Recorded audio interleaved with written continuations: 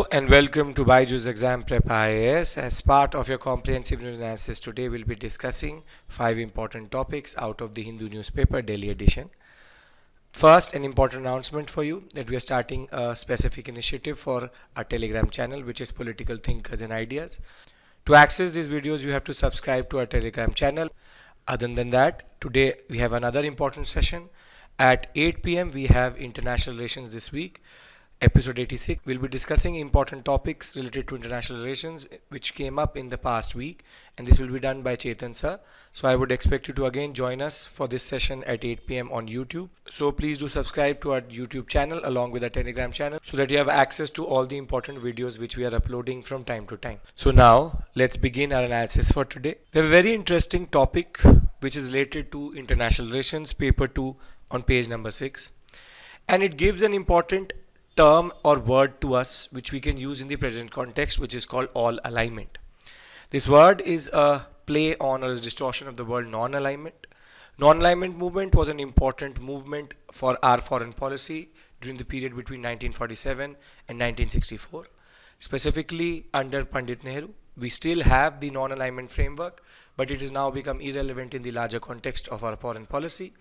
But during the Cold War period, it allowed us to have a specific understanding with the world where we did not align with either the Eastern Bloc or the Western Bloc or USA or USSR. However, over a period of time after Nehru's idealism was over, in the realistic world of Indira Gandhi and thereafter, it became important to align ourselves in the larger interest of our nation and our foreign policy. And in the present context, we are actually playing with this concept quite a lot, and interestingly this word encapsulates and gives this new type of foreign policy a very good meaning. So what is the context? The context is the Shanghai Cooperation Organization, the SCO meeting, which is going to happen on 15th and 16th September in Samarkand, Uzbekistan. And the SCO meeting has become important in the larger context of COVID-19 or the Russian war in Ukraine, the Chinese Communist Party meeting which is going to happen in October, and the floods in Pakistan. And in this present context, this meeting could have easily happened as a virtual meeting. However, Uzbekistan has very categorically called this as a physical meeting in which all leaders will meet. Now in the present context, when Russia and Ukraine are involved in a war, over and above that, the Chinese aggression in Ladakh and our general relations with Pakistan, Prime Minister Modi is going to meet all the leaders of these nations along with Iran, which is also having a new type of foreign dynamism because of Biden administration. So the author actually uses the SCO as a way of defining or actually telling us how we have changed our approach. And this word all alignment in your preparation has become important because you can use this word in your mains examination and can also pop up in the prelims exam. So the word all alignment can be seen, and I'll try to demonstrate it to you via what she's trying to argue. So first things first, basic static portion we need to understand, which is what is SCO. So Shanghai Cooperation Organization, the main members of this organization are China, Pakistan, India, Tajikistan, Uzbekistan, Kyrgyzstan, Kazakhstan and Russia. But this time we have a new observer nation, which is Iran, along with Belarus and Mongolia. And Afghanistan has not been invited because of the general political developments within the nation. And we have also guest nations such as Armenia, Azerbaijan, Turkey and Turkmenistan. Now this is a very, very important moment in our world history and in international relations, because after a very long time, out of all virtual meetings, China, India, Russia and Pakistan will be at the same forum. Therefore, the significance of Prime Minister Narendra Modi going there is very, very important. So the author, what she's actually trying to do is she's trying to contextualize this meeting and talking about the significance, which in turn gives us an opportunity to understand why the SCO becomes important and what is this all alignment. Just by saying that we will be attending this meeting, India has again reinforced her commitment to her Indian foreign policy that we are now trying to balance two different blocks in the world. First, the SCO BRICS bloc, which would be China and Russia at this point of time. So SCO BRICS, Brazil, Russia, India, China, South Africa, and on the other hand, which is this China, Russia, India complex, and on the other hand we have the Quad, which would be Australia, India, Japan, US, and the Israel, US, UAE, and basically Indo-Pacific Economic Framework. So what we are seeing is that there are two blocks which have been created at this point of time, and India is the intersecting nation. We have the Russia-China bloc and the USA bloc, and India is sitting in between in it. So basically this SCO meeting in a way then becomes an expression of India's way of balancing these two different orders. So India is trying to argue that we will have a coalition with any country which has common goals with us, and the fact that the Prime Minister has been missing all NAM meetings, which is non-alignment movement meeting, and going to SCO or any other organization other than NAM is a very important indication that the Indian foreign policy has pivoted away from NAM properly now. But the most important concept is that India is under a lot of pressure internationally. The US bloc with Europe has been putting a lot of pressure on us when it comes to how we should be treating or dealing with Russia. So India has been paying no heed to the US European urge or pressure for reducing dependence on Russia and treating or criticizing Russia. We've been abstaining from voting in the UNSC itself, and generally in any UN organization we are not condemning Russia. It has always been an all-weather friend, and I've already told you that when it comes to Russia itself, Russia has always been more predictable for us and still is a very important defense partner. So contrary to what the Europeans or the Americans are asking us to do, what the author points out is that we're doing the reverse when it comes to Russian oil imports, because we have now imported more oil in just 1 quarter, which is that imports from Russian oil jumped from 0.66 million tons to now 8.42 million tons in the second quarter. From first quarter of 2022 to second quarter, it has now jumped from 0.66 close to 1 million tons to 8 million tons. Now this is again very interesting, because Europe is not cutting down on its Russian gas imports, but it's asking us to in a way be critical of Russia. However, India has shown commitment to Russia that we don't care what the other bloc is saying. We are ready to engage with you with our common goals of energy security and defense partnership. So this is the first point which she makes, is that at the end of the day, when we talk about the SCO is Putin and our Prime Minister coming at the same forum in the context of Ukraine. Then further, India-China is the other dynamic and important aspect of the SCO. We have had a lot of meetings, close to 18 times between 2014 and 2019.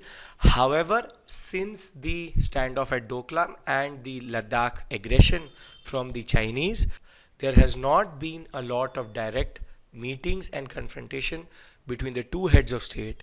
And since April 2020, there has been a rising tension. However, we are still cooperating at the trade level, but this meeting will again be very, very important, because Xi Jinping is going to meet our Prime Minister face to face properly after the aggression in the Ladakh sector. The third aspect, so I hope you're understanding the Russian connection, which is Putin and India coming together, then Xi Jinping and India coming together. The third dynamic aspect about this meeting is going to be the Iranian connection. And Iranian President Ibrahim Raisi is going to push the Iranian interest, because it got very isolated under Trump administration. The point is, with the Biden administration coming through, our Prime Minister is expected to pitch the Chabahar port again as an important route between Central Asia and Russia, because the Chabahar port came under the sanctions of the US. Therefore, there was an issue in using that port itself. And though India has not been made a part of the railway connectivity concept of the Chabahar port with the Afghanistan sector and Turkmenistan, however, This port is extremely important to balance China and CPEC, which is China-Pakistan Economic Corridor, and the Gwadar port.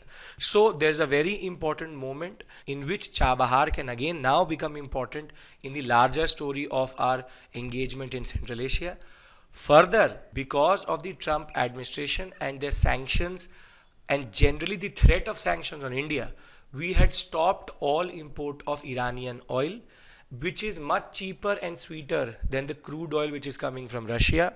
Therefore, Iran will focus in the meeting to restore the Indian imports which were coming from Iran, and India cancel its Iranian oil purchases. Close to 12% of the exports of the Iranians and 12% of imports for India.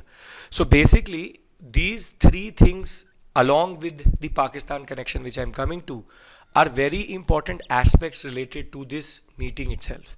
So how will the world see India and Russia, India and China, and India and Iran is a very important moment in our international relations history. Further, the meeting also becomes important because in the context of the devastating floods in Pakistan, India and Pakistan will be again on the same forum.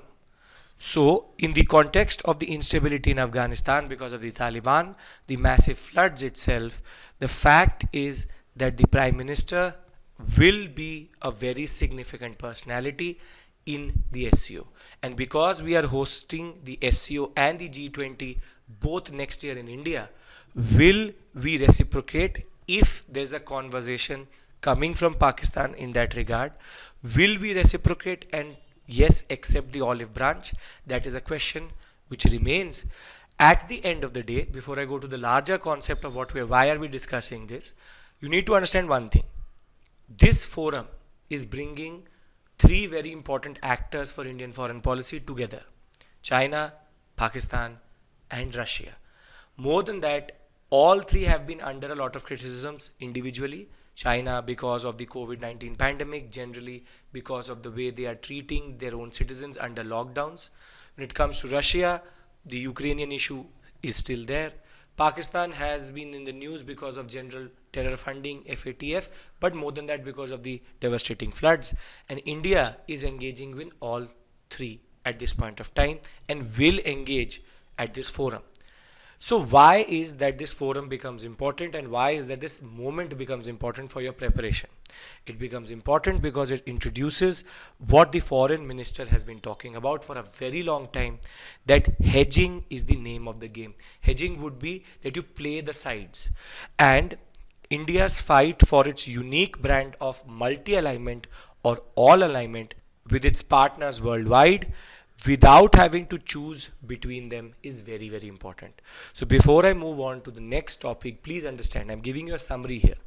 The topic is extremely significant because now we have a word which we can use in the examination for the new type of politics which we are doing at the international scale, which is all alignment or multi-alignment, which is that we are engaging with everybody. We don't want to choose any one of them as our favorite. However, we are ready to engage with all of them. This is something which the foreign minister has been stressing and has been talking about for a very long time now. And finally, through this article, we can use this important word, all alignment. We will align with everybody. We don't care how the other bloc is feeling. So neither bloc will dictate to us how we engage with the other, but we will engage with both the blocs. So it's actually non-alignment also, but it's a play on that non-alignment. Non-alignment was not aligning with any of the blocs, be it the USSR or the US bloc. Here we are non-aligning, but we are aligning with everybody. So non-alignment movement in a way is also alive via the all alignment.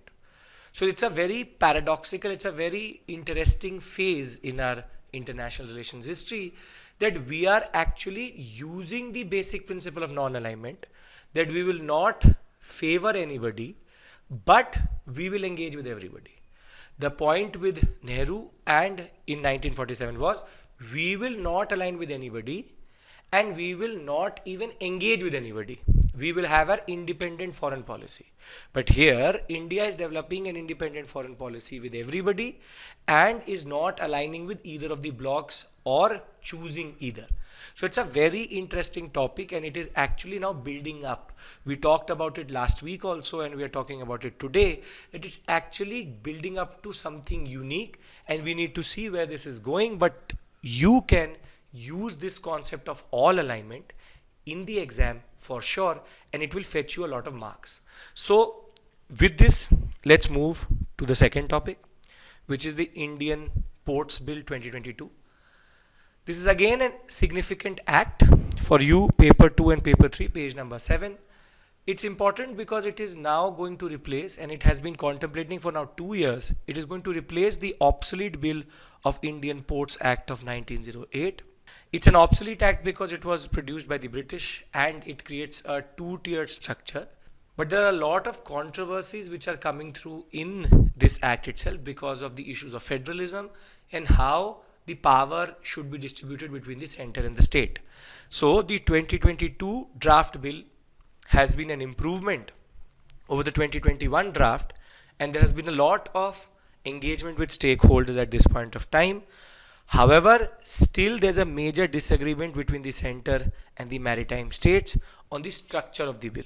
So the larger context is, this is not something new, but it is significant for your preparation because it gives us an opportunity to understand how federalism, be it competitive or cooperative, plays out in the sphere of even economics and in the context of the ports.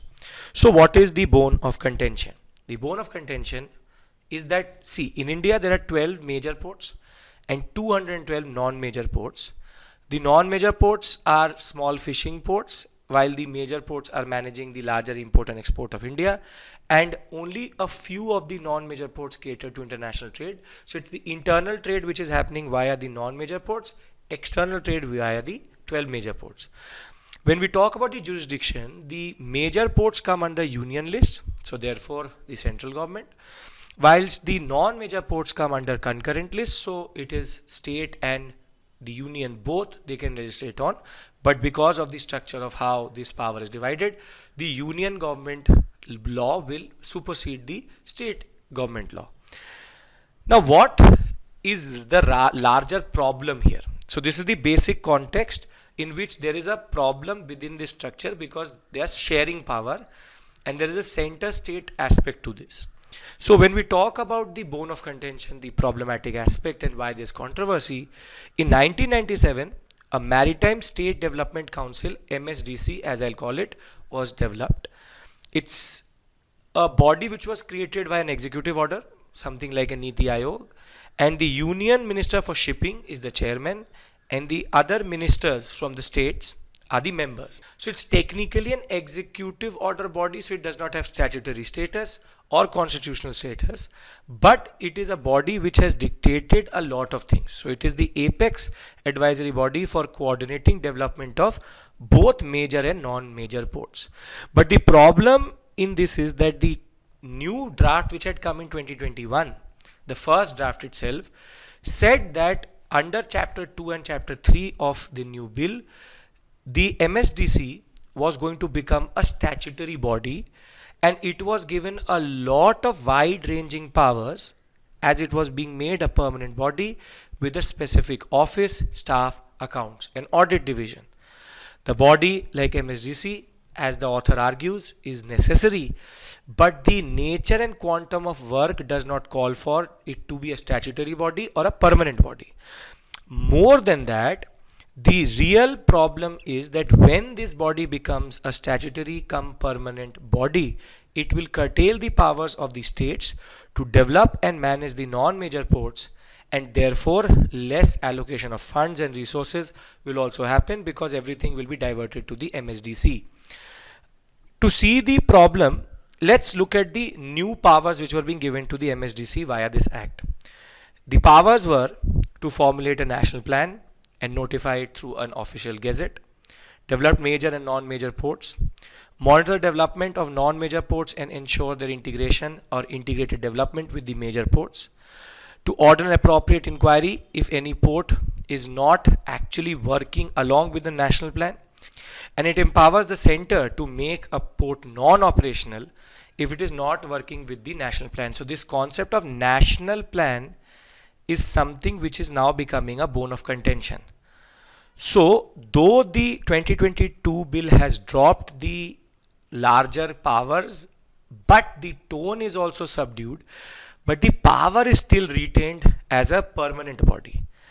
So the basic point is the states are saying that if we have a national plan and if you can penalize a non-major port to not follow the national plan, then it can become the center imposing its will on the state.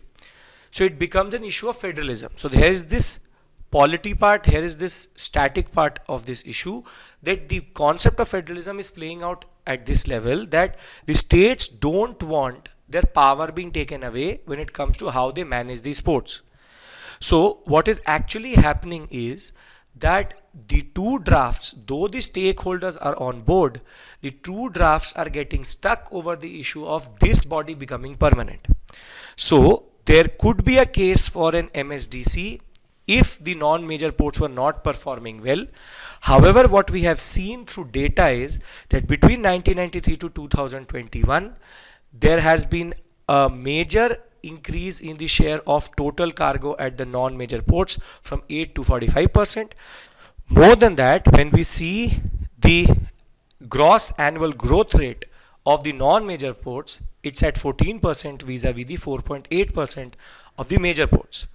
So the point here is that though the bill itself is trying to bring in a lot of new issues and a lot of new powers and a new body itself as a permanent body, the question is not about the bill, but it's about sharing power. So the states are arguing that when all non-major ports are performing well, they have a better performance when it comes to growth rate itself. Why are we being penalized, or why are you creating a body which is going to then create a national vision? Being in the concurrent list, you will always prevail over us. Then why are you taking power away from us? They're also talking about international precedents, which is that in contrast to the centralizing tendencies which are reflected in the bill, in the US all ports are owned and managed by the counties and municipalities and technically in private hands. More than that, in Germany also the same, which is regional level polities and municipalities are managing the ports, and even in China the municipal level local authorities manage the ports. So international experience also tells us that non-major ports and ports are managed well by local regional power centers rather than giving it to a centralized authority. So before I move to the third and important article of this video, you need to understand something here. This is a draft bill, so we don't know in what form the original bill is going to come out, but this is a very important topic for mains, because they can ask you how in the ports section federalism is playing out. So when it comes to ports, this is the MSDC has now become a major bone of contention and a very important moment in our federal history, because there is now a tussle between the center and the state. You can't impose, when we are even performing well than the major ports, your own will via a statutory body. So the importance of this not being a statutory body and being a non-permanent body is something which has been playing in the minds of the states for a very long time. So this topic generally is important for the basic data we see for non-major ports and major ports, but at the end of the day it is equally important for the concept of federalism playing out through the ports section. So now let's move on to the third important topic, patent ecosystem. This is an important concept because when we talk about intellectual property rights, India has a problematic engagement with the world with regards to intellectual property rights and when it comes to our internal mechanism itself. But the article is actually not talking about the larger issues related to WTO, but what is happening in India at this point of time. So there was a report which was published by the Prime Minister's Economic Advisory Council, why India needs to urgently invest in its patent ecosystem and the significance of a robust patent system for a knowledge economy is a very important aspect to any state, and it also promotes technological innovations. So the fact is, the report itself says, why do we need to urgently invest? We need to change our approach in the patent ecosystem, and it is a prerequisite for any nation to go forward as a technological power to make sure that that works. So it is relevant for your GS paper 3, page number 6 of the newspaper. Now, first let's revise, because it gives me an opportunity to revise with you what is a patent. So there are three very basic things: patents, copyrights, trademarks. All have a separate purpose.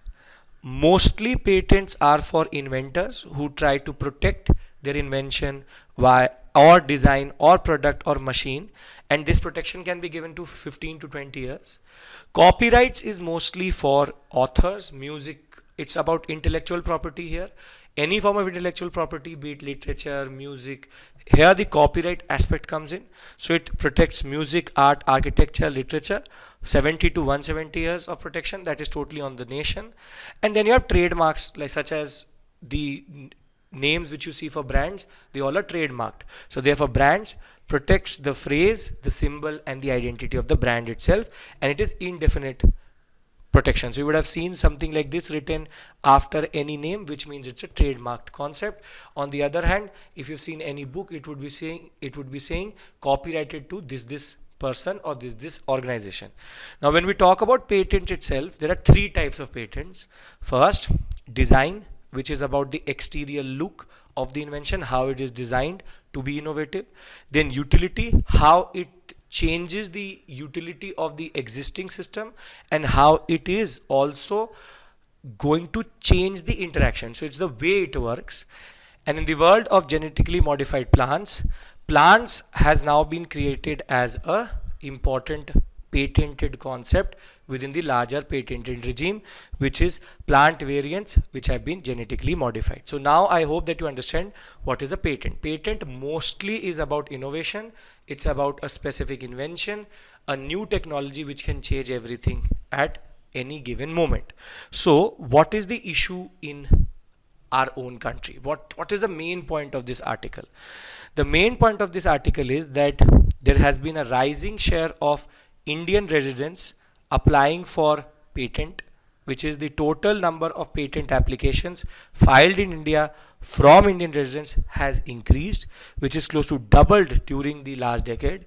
And for the first time, the number of patent applications by Indian residents has surpassed that of foreign applications in the last quarter of the financial year 2021-22. The Economic Survey has also pointed out that the rising share of Indian resident in patent applications is a very encouraging aspect. However, the major concern is that these patents are being applied, but there's a long pendency in grant of patent.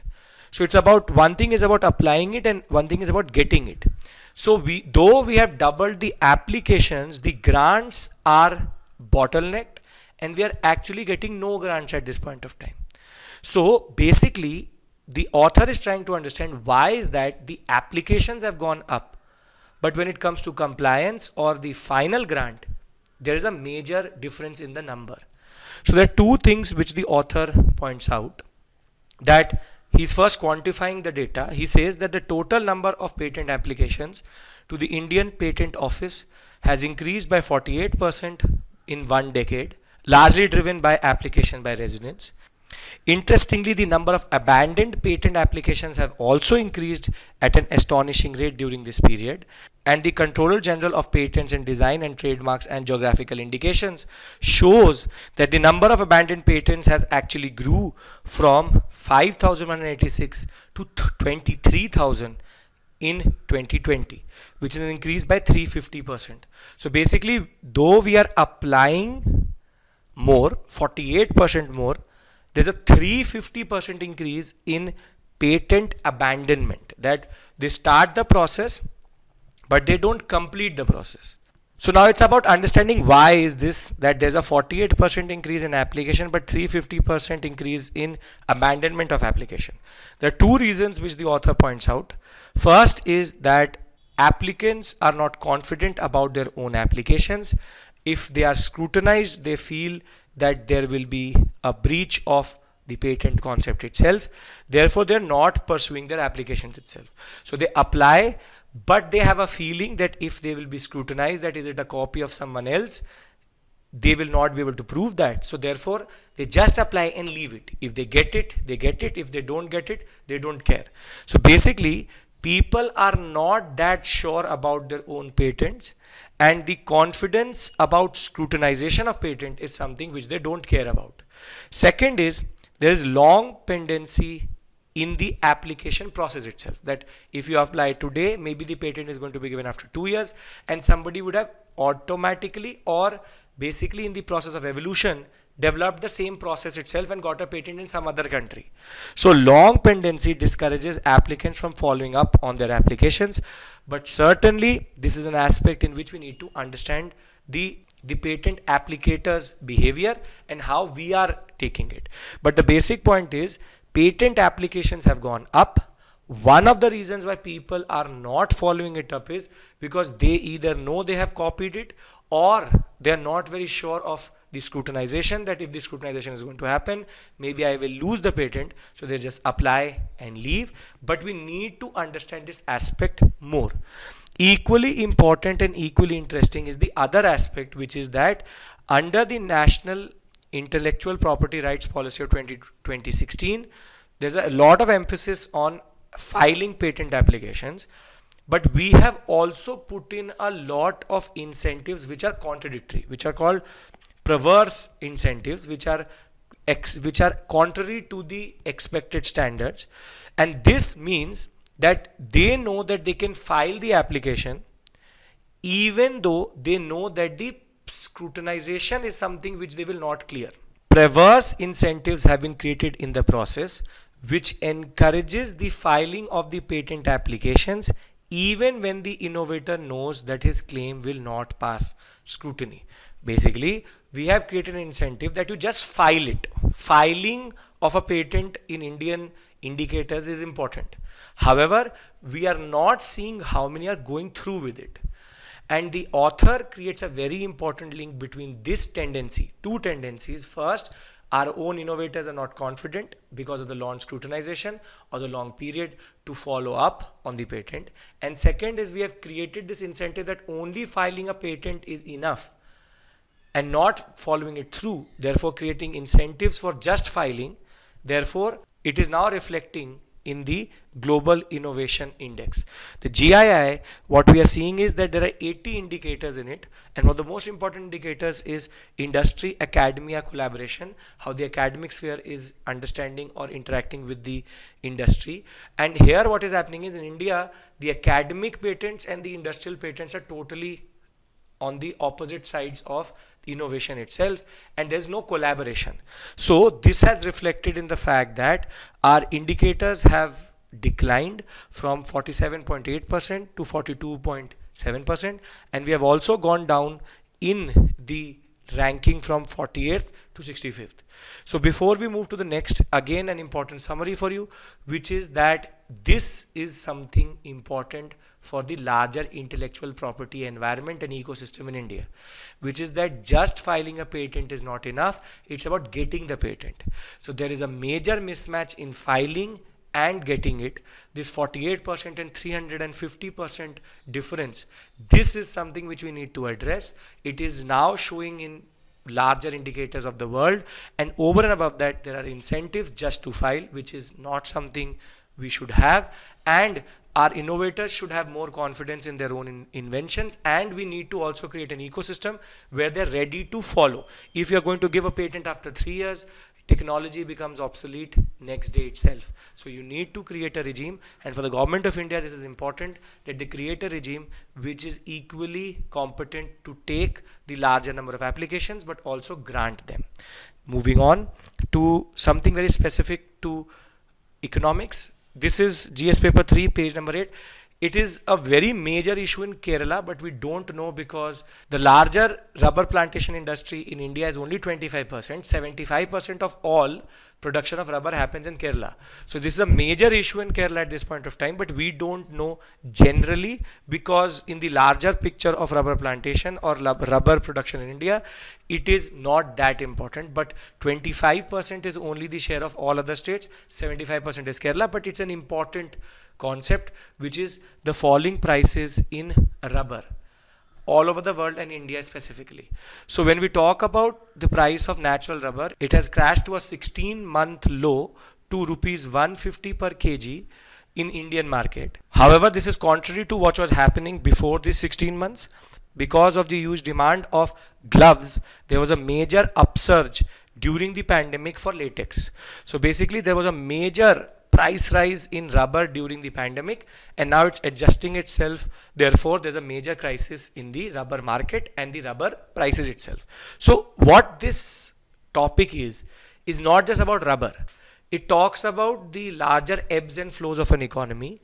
So because of the pandemic, rubber became important. Now the price is adjusting itself, but there are other indicators also. And those other indicators are interesting to understand. So we've chosen this topic because it gives us a better understanding of trends in the rubber sector, and also tells you how there's a larger story of boom bust, or about ebbs and flows in capitalism, which is that price will go up, it will go down, but the government of India is taking to some level this very lightly, and there's a need to intervene as of right now. So India is currently the 5th largest producer of natural rubber, while it is the 2nd biggest consumer of the same material. So we are the 5th largest producer, but we are the 2nd biggest consumer globally, and we meet 40% of all our demand through imports, which is about 40% of India's total natural rubber consumption is currently met through imports. So we import 40% of our own demand or our own consumption.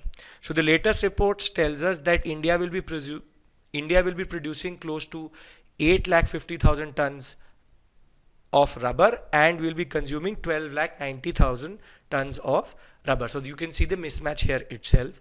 Now there's a mismatch. Then why is that there is a major fall in prices? The reason is, first, China.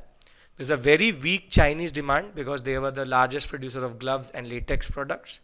And over and above that, because there's a European energy crisis because of the Ukraine and Russia conflict, they are also not taking insulators, and for their own energy development industry, they are not having a major demand for insulators. So with high inflationary trend generally in the market, not in the rubber market, but other ways, there's a shrinking saving or shrinking income of the rubber producer. At the same point of time, his own product is falling in prices because of the fact that demand is very low in the larger world economy, and over and above that, the crisis in Ukraine is also affecting that. More than that, the 2nd largest consumer of rubber is the tire industry, and because of the pandemic itself, there's a major stockpile of inventory of tire rubber, which is the compound rubber coming from the Far East and the block rubber coming from the Ivory Coast.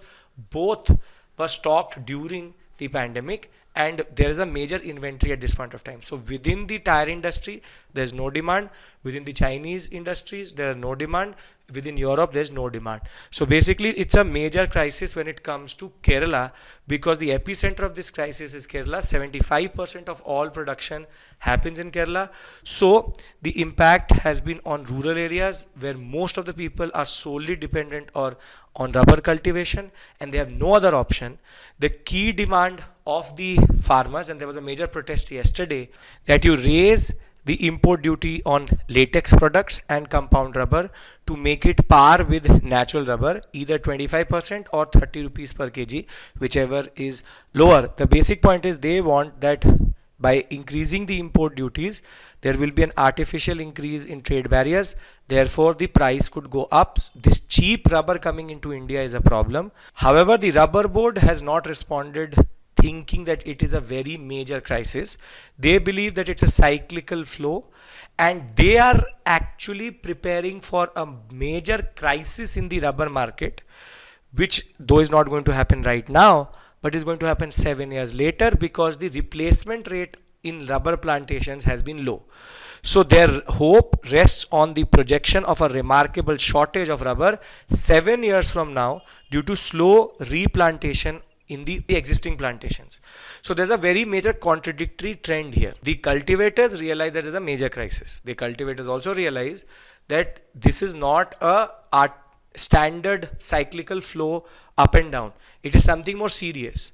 But the rubber board says it's a standard adjustment of market prices, and we are not going to ask you to cut down on production, because 7 years from now, which is technically very ironical, that we are expecting a major rubber shortage. So we want to become the second or the first largest producer of rubber in a market which is actually not being very lucrative for the cultivator itself.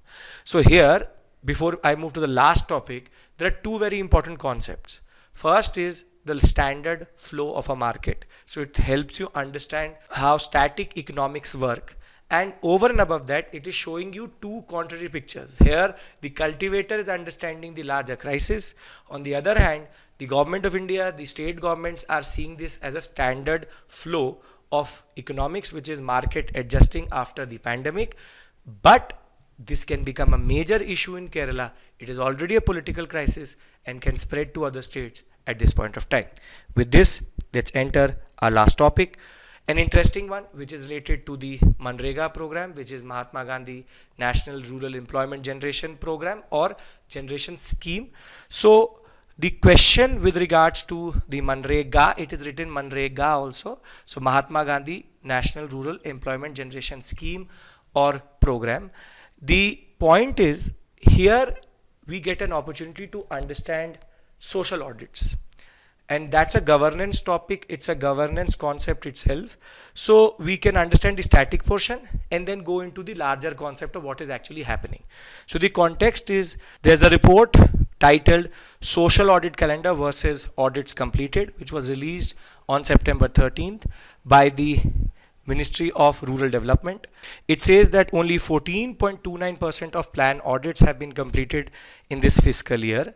More than that, the primary objective of this scheme, just to revise what is MGNREGA, is to guarantee 100 days of employment in every fiscal year to adult members of any rural household willing to do work related to unskilled manual work. But what is then social audit? This becomes important. What is social audit?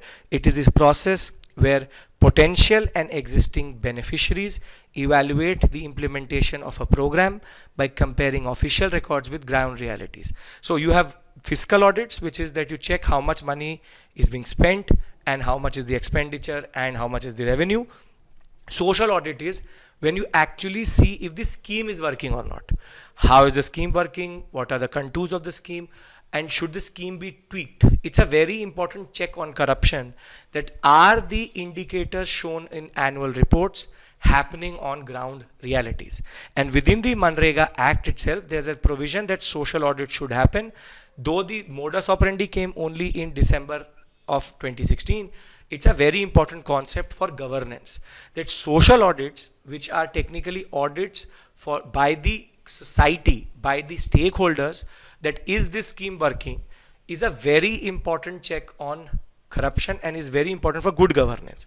But what this article is pointing out is that the social audit units of the states have not received the funds or the administrative funds which the center owes them, and this has led to a major delay in social audits.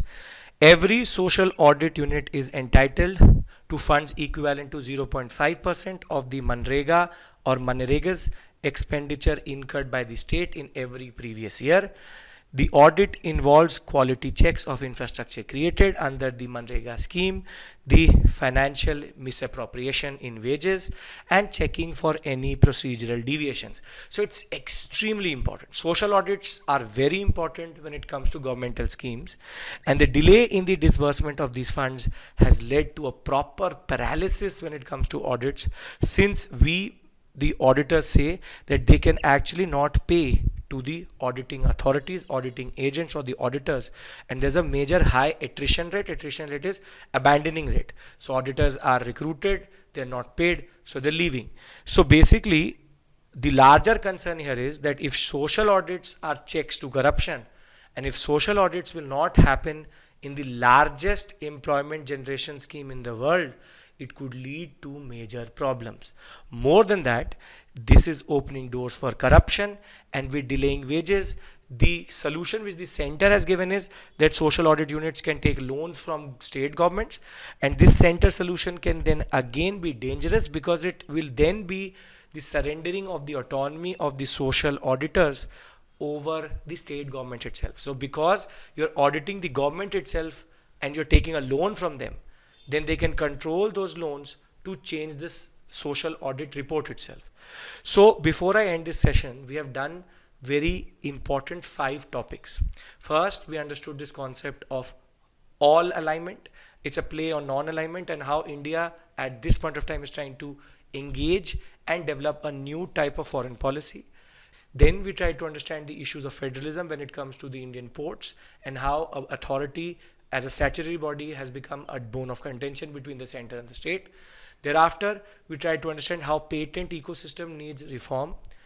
Thereafter, we then moved on to 2 very interesting topics. First, rubber prices and the concept of the cultivator understanding the crisis better than the rubber board itself and waiting for a shortage after 7 years. And the last topic is about the importance of social audits, why are social audits so important, and how MGNREGA can become a major problematic scheme if the social audits don't happen. On the ground, it could lead to development of corruption, misappropriation of funds, and there's a need to intervene at this point of time and disburse these funds. In the end, we can discuss the mains question for today. First question, in the context of the present geopolitical landscape, all alignment holds key for India. Discuss. 250 words, 15 marks.